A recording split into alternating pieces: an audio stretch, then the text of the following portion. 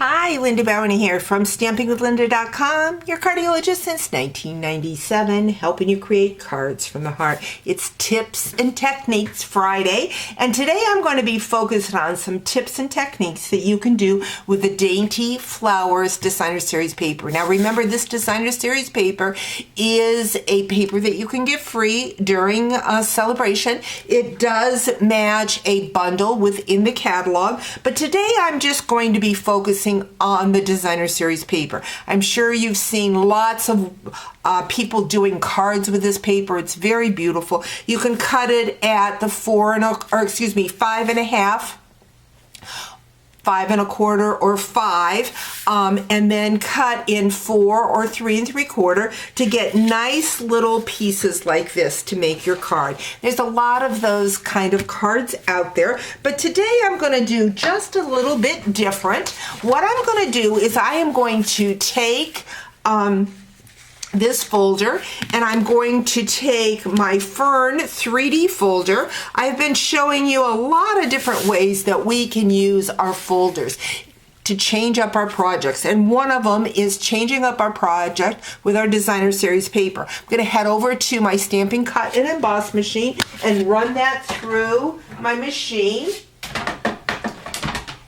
and you are going to get a totally different look and feel to your Designer Series paper once you run it through your folder. Remember, when you use your Stampin' Cut and Emboss machine and your 3D folders, you only need the platform and the heavier plate.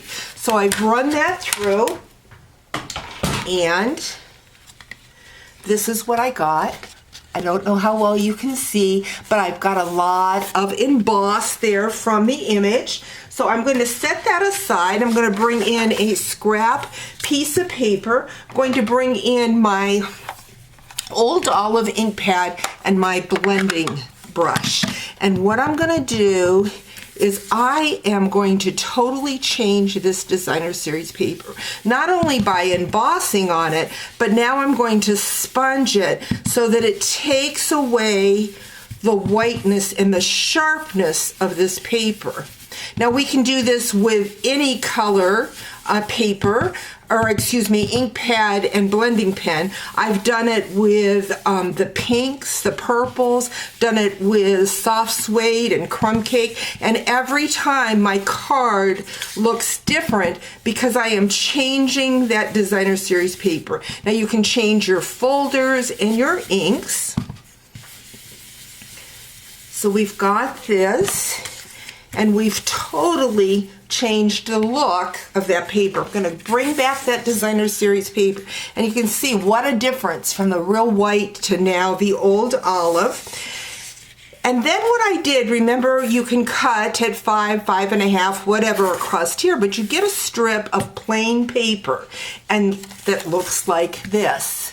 So what I have done from the paper that was left over, I took my stylish shapes and actually stamped my sentiment, which comes from the bundle that matches this paper. Stamped my sentiment on that Designer Series paper and run it through the folder again and sponged it.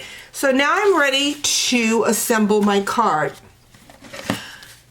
My piece of Designer Series paper is 5 1/4 by 4, and I have a piece of Mossy Meadow, this 4 1/8 by 5 3/8, and then I'm just going to put that on my card base. This is soft sea foam, standard card base, 5 1/2 by 8 1/2. I'm going to take my verse with dimensionals, and again I stamped that verse right on that scrap Designer Series paper, so it just really matches that paper very nice.